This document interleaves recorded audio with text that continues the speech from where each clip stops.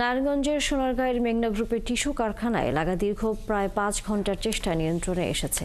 Fire সার্ভিসের ১৪টি ইউনিটের প্রচেষ্টায় আগুন নিয়ন্ত্রণে আসে। মেঘনা গ্রুপের চেয়ারম্যান মোস্তফা কামাল জানিয়েছেন, এতে কয়েক শত কোটি টাকার ক্ষতি হয়েছে, তবে কেউ হতাহত হয়নি। বিস্তারিত সাদিয়া লাবনীর প্রতিবেদনে।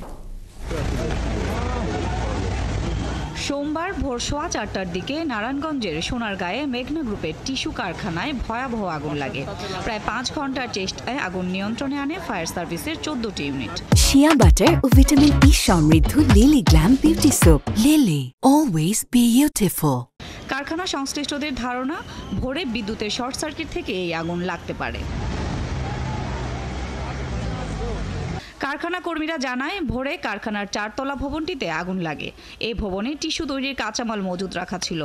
শুরুতে নিজস্ব ফায়ার সার্ভিসের টিম আগুন নিয়ন্ত্রণে কাজ শুরু করে, কিন্তু আগুন দ্রুতই ছড়িয়ে পড়লে তারা ফায়ার সার্ভিসে খবর দেন।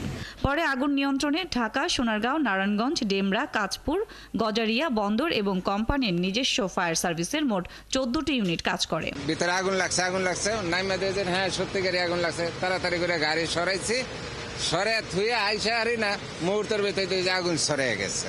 ৩টার সময় বাসায় আইছি, গাড়ি চালাই তো বাসায় আসছি। আসার পরে ঘুমাইতে যাবো, এই টাইমে দেখি ফায়ার সার্ভিসের আওয়াজ।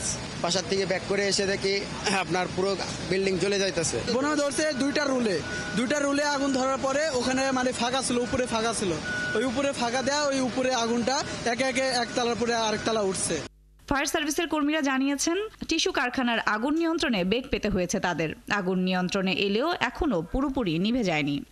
আগুন নিভাতে আমাদের ঝুঁকি নিয়েই নির্বাপন করতে হয়েছে এবং এখনো আমরা মোটামুটি ঝুঁকি নিয়েই কাজ করতেছি ভিতরে।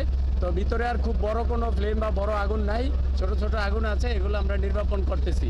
এই পর্যন্ত আমরা কোনো হতাহতের খবর পাইনি এবং আগুন লাগার কারণ কি বা ক্ষতির পরিমাণ কত হবে সেটা আমরা পরবর্তীতে আমাদের একটা তদন্ত কমিটি হবে, সেই কমিটি অ্যাকচুয়ালি নির্ধারণ করতে পারবে।